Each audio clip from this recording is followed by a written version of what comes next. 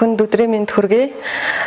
Шинжлэх ухааны технологийн сангаас хэрэгжүүлсэн уламжлалт хангалттай ухаанд өргөн хэрэглэгддэг зарим эмүүдийн хийм фармаколог технологийн судалгаа сэдвтээ одоо төслийн үр дүнг товч танилцуулъя. Монголын уламжлалт хангалттай ухааны хөгжил тэр дундаа Монголын уламжлалт хангалттай ухаанд хэрэглэдэг уламжлалтын жаруудыг бол шинжлэх ухааны орчин үеийн шинжлэх ухааны үндсэлтэд судлах, орчин үеийн техник технологи ашиглаж шинжлэх ухааны үндсэлтэд судалж нотлохжуулах шаардлага бол толгомдож байсаар байдаг. За энэ хүү шаардлагын хүрээнд бол энэ хүү төсөлт ажлыг хэрэгжүүлсэн. За манай төсөлт ажлын хүрээнд бол уламжлалт хангалттай ухаанд хамгийн өргөн хэрэглэгддэг 3 уламжлалт эмийн судалгаа бол хийгдсэн. За суурь судалгаа учраас клиникийн өмнөх судалгаанууд хийгдсэн байгаа. За эдгээр эмүүдийг бид яагаад сонгож авсан бэ гэхээр хамгийн нэгдүгürt бол бид судалгааны объектыг сонгохдоо бол практик хэрэглээ бол хамгийн ихтэй байх шаардлагатай байдаг. За Монгол улсад зохилон тохиолддог өвчин эмгээг эмчлэх, за тэдгээрийн хүндрэлээс урьдчилан сэргийлэх эмүүдийг бол сонгохыг зорьсон. За манай орны хувьд бол эрс төр суур амьсгалтай шалтгаалаад за өвлийн улирал буюу хүүтний улиралд бол амьсгалын замын өвчлөл бол маш их байдаг. За тийм учраас бид амьсгалын замын өвчний үед хэрэгэлдэг эрхэм 8 листрууга гэсэн эмүүдийг бол судлахаар сонгоо авсан. За дараагийн юм нь болохоор шамбран буюу цагаан мах орох өвчин гэж байдаг. За энэ хүү өвчний бол тархалт бол дэлхийн нийтэд Монгол улс төдийгүй дэлхийн нийтэд маш их байдаг. Судалгаагаар бол 1000 хүн тутмын 140-с 160 хүн нь бол ямар нэгэн байдлаар энэ шамрам гэдэг өвчнөр өвчлөлтөө гэдэг судалгаа байдаг. Тийм учраас бол уламжлалт хангалттай ухаанд шамрам буюу цагаан мах урах өвчний үед хэрэгэлдэг зэтрэг 6 гэсэн эмийг бол судлахаар сонгоо авсан юм аа. За бидний судалгааны гол зорилго нь уламжлалт эмүүдийн эмийн хэлбэрийг өөрчлөх, өөрөөр хэлбэл орчин үеийн эмийн хэлбэрт шилжүүлэх судалгаануудыг бол хийсэн байгаа. Уламжлалт эмийн хэлбэрийг орчин үеийн хэлбэрт шилжүүлснээр бол хэд хэдэн давуу тал бий болдог. За хамгийн нэгдүгээрт бол мэдээж тухайн эмийг өвчтөн хэрэглэхэд бол тохиромжтой эмийн хэлбэр шилжүүлдэг.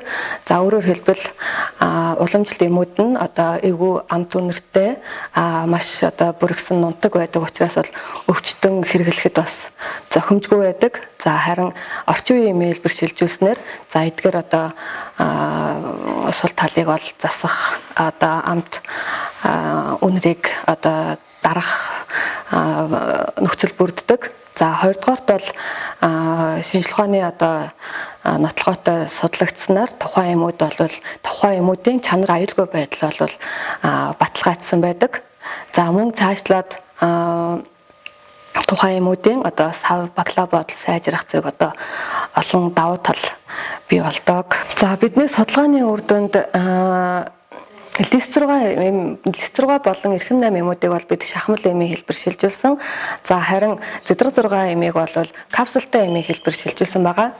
За жишээлбэл энэ шахмал листрууга эмийг ингээд шахмал эмийн хэлбэрт шилжүүлснээр энэ эмийг бол хэрэглэгчд буюу өвчтөн хэрэглэхэд тохиромжтой шууд шахмалыг залгах ам түнэр нь бол дарагдсан ийм давуу талтай бүтээгдэхүүн болсон юм аа. За листрууга эмийн хэлбэрийн хувьд бол гүйлсэн булчирхаан өрөвсөл буюу фарингитийн үед хэрэгэлдэг байгаа.